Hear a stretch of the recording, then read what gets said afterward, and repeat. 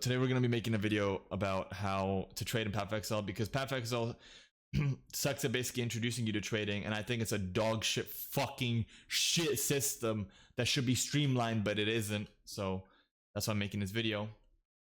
The first thing that you need to trade is currency. If you don't have currency, you're broke and you should be on the street. So currency is basically found by killing monsters, by doing shit. The most common is transmutation and augmentation. These are basically your pennies.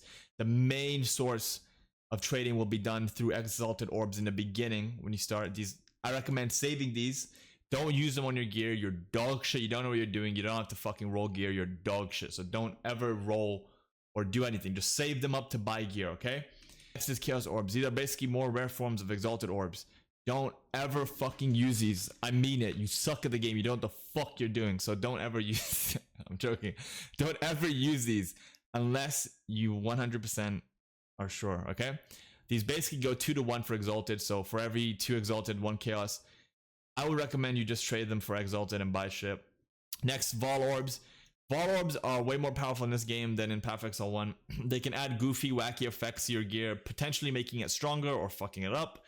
These, nobody ever trades in Vol orbs. If somebody trades in Vol orbs, I would probably like question that person. They're mainly just used for powering up a gear when it's already upgraded to the max, just to get a little bit more strength optimization out of it. Lastly, divine orbs. These are basically the exalted orbs of endgame. This is what you're going to be using for a majority of the endgame. And I recommend, if you find one early game, don't spend it on some dog shit.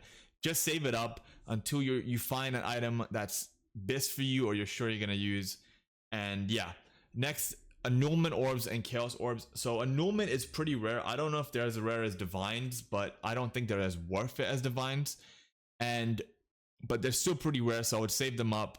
Chance orbs, people don't trade in these as much. They're basically used for turning a normal white item into a rare unique, or most of the time it just destroys it. I've only gotten 1 unique off of this. It's pretty rare, okay? Now I recommend you save these until you find a good white base. So you can look up which unique you want and just save for that base. So if it drops on the ground, you pick it up, you use it, and if you get lucky, you get your unique. If you don't, El Bozo. These are not usually used for trading. Right, now these currencies over here never ever are used for trading, usually, unless you're buying them. These are mainly used in your own game, like armor scraps to upgrade your armor, jeweler orbs to give you more link sockets, and gems to upgrade your gems, okay? So that's basically it for currency, okay? Pretty simple, pretty simple. If you do get, oh, there is one more currency I haven't talked about, but I doubt any of you will get it. So this is a Mirror of Kalandra. It's an extremely rare currency, probably the most valuable currency in the game. It's the most valuable currency in the game. If you do get one, so if you do get one, guys, you need to do this really important step. So first of all, you need to go on a hardcore server, okay? And you need to make sure that you send me a friend request, and then you get invited to my party, you join my party, and you send me the mirror so I can keep it for you. Because it can like despawn out of your inventory. Only I can keep it, okay? So make sure if you do get one, you give it to me, okay? Cool. Let's hop onto the website. This is where you're going to be doing most of your trading. POE 2 functions through trading on a third-party website. Well, it's an official website, but you have to go on here. And at first, it's going to look very complicated and overwhelming, but we can break it down and make it easier. So there's a couple key components that you want to keep track of. These are like the main things you're going to use compared to everything else that's not really as important. So here you have item category, right? This is basically a type of item that you want. So for example, a helmet, you know, and the item rarity is obviously normal, magic, rare, or unique, okay? So that's basically going to be your main way of distinguishing what you want. And so let's say I wanted a rare helmet that was a minimum level 10, right? So you can put the levels here to indicate what's the maximum minimum level you want it to be. So it's not too high that you can't use it, and it's not too low that it's dog shit. So let's say between 10 and 20. And let's say I wanted energy shield only on my helmet. So in equipment filters, you would put energy shield minimum 1 armor maximum 0, and then evasion maximum 0, and you can just swap this around for if you want evasion or armor or whatever. That's a really easy way, fast way of just getting, okay, only energy shield, only armor, only evasion, etc. And let's say that you're looking for a particular stat on the helmet. In stat filters over here, you could basically add any filter that you want, depends on the item. So it's going to look for these items that have these filters on it, these stats. So let's say I wanted one with minion skills and maximum life. I'll just put these here, okay? And then another useful thing is, let's say you have a budget of 1 exalted, okay? You can go here, buy out price, and you can put exalted orbs equivalent, or you can just put exalted orbs. I like to put exalted orbs. And you can put the maximum to be 1, right? And you search, boom. Every helmet here is going to have everything you search for. So minion skills, life, and it's going to be energy shield, and it's going to cost 1 exalted, right? One thing to watch out for is people who basically fix prices or just don't get scammed and be retarded, okay? And it's kind of hard at first because obviously you don't know what is and isn't the price. But the first thing would be to always check by scrolling down. So let's say I want to buy this shield. When you come up here, you search up for the first time, you see it's 6 chaos, 7 chaos, 7 chaos. It says just being posted, by the way, right? And then you might think, oh, okay, so this is 6 chaos. But you'd be wrong, right? Keep scrolling down a little bit. You see a lot of chaos, a lot of chaos, a lot of chaos, 20 chaos, and then boom, really deep down on the page, you have 1 for 6 exalted, 7, 7, 8. This is the true price of the item, okay? Now, I'm not sure. I think we do have some way of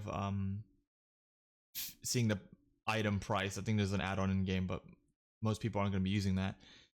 So just make sure that you're checking the prices by scrolling down at the very bottom, because you sometimes might get, you know, scammed by these people, because these people are just trying to like dupe it, okay? Because chaos orbs are not the same as exalted. Chaos orbs are more rare and more expensive than exalted, about 2 to 1. I know it can change, but for the sake of this video, it's about 2 to 1, okay? So just definitely be careful, because I've bought items that were way cheaper than I paid for because I was a dumbass and I didn't look. So if the item looks more expensive than you think it should be, just keep scrolling down. Always just scroll down and see, okay, is everything just listed as that price, okay? Because nothing hurts more than being scammed in this game, because you know, you spend time grinding, killing mobs just to get currency, just to, you know, waste it. So yeah, always look out for that. The very last thing I want to show you guys is basically this right here, weighted sum v2. So this is mostly for the end game and trying to like min-max stats, but let's say that you wanted 3 stats on an item, right? But you wanted to prioritize one stat over the other. This is what you would use. Basically, this is a way of kind of telling the algorithm like, hey, I want these things, but I would prefer, you know, it in this order of importance. So let's say if you had life, cold resistance, and rarity of items. So if you're going to search up these items using a stat filter, all their weight would be 1. Weight means basically how important that stat is. If you use the weighted sum, you could give the weight for each stat. So basically, let's say I really wanted to prioritize life, I would probably give it like a 3, right? And then I would give the others like maybe 1 and 1. So that means that life is 3 times more as prioritized as the other stats, okay? Meaning that if it finds an item that has a lot of life on it, but the cold resistance and item rarity isn't that good, that's basically what it's looking for. So it's obviously going to try to find the best item for you, but it's always going to prioritize health over the others. So this is mainly used in the late game. And the way it's used is mainly for weapons and armor. So what it's mainly used for is increased physical damage and added physical damage. If I can find it. Here you go. Add physical damage. So and then maybe attack speed too, right? Attack speed. So basically, this is what it's used for, like this. And what people usually do is they put 6 modifiers, because that's the maximum you can have on a weapon. And then they would just weigh it, right? And see if they can find any weapons that have anything like that. Because, so what they would do is they put increased physical damage. This would probably be the highest, same with added physical damage. So, you know, maybe like 3. Increase attack speed maybe be like 2. And then critical hit chance would be like 1. And then the last stat could probably be like a random stat. But something like this, right? And then you would maybe like do quarterstaff, and then you could go like search. Now I don't know if there will be a staff like this, okay? Because sometimes it's like, it might be really rare. Okay, look, we found one. So you see how, oh, I should probably put it to rare. Boom. Okay, so all of these staffs are gonna have physical damage, and you see it prioritizes the one with the highest. Like the first one has 96 physical damage, and it's prioritizing that stat because I put it as the highest. But if we were to sort by most expensive, then boom, right? You see that this number 1 staff right here. This is like, it's a pretty good staff, but it's only level 72, right? So you probably want to replace it. So it's not that good. It could be better, but it's good for that level. And it has 94% increased physical damage, 43, 66 physical damage, and it has, okay, basically it's broken as fuck, okay? The staff is really good. And that's a good way of filtering items so that you get everything that you just need. And it's mostly used on weapons. It can be used on armor too, of course, but mostly on weapons, because weapons have the highest variance between damage. So even like these top staffs right here, for example, this one right here, you see this one? It goes 389 to 778. That's about 200 higher than these ones, you know, which is kind of crazy to think about. But that's just like how big the variance can be with these the modifiers. So this one's really useful to remember in the late game, but you're not going to be using it very much in a campaign, so I wouldn't worry about it until then. So now that we've discussed like how to trade and the trading site, I'm just gonna buy something so you guys can see the process of it and stuff like that. 2 hours later. Okay, so I found somebody. They invite me to the party. So you accept the invite, and then you can click this little icon to travel to their hideout. Usually it's a common courtesy to just go to their hideout. If you can't, then they'll come to you.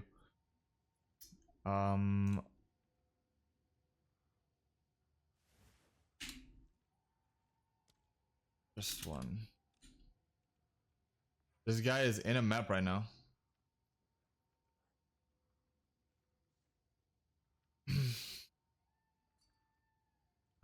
Oh my god, dude, I swear to god, I've tried to DM like 3-4 people. It's like, I just want to do a quick trade. I just want to do one quick trade, boom, you know, just to show how it's done.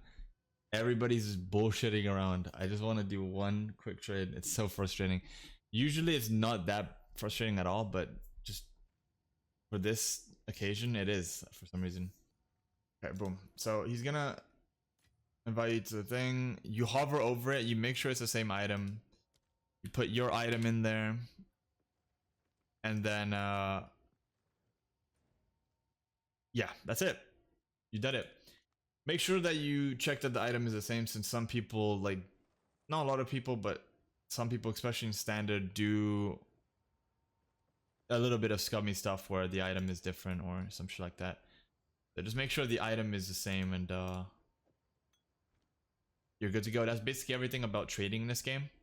I mean, it's probably more, but that's the basics at least. If you enjoyed the video, hit the like button, subscribe, hit the notification button, and peace out.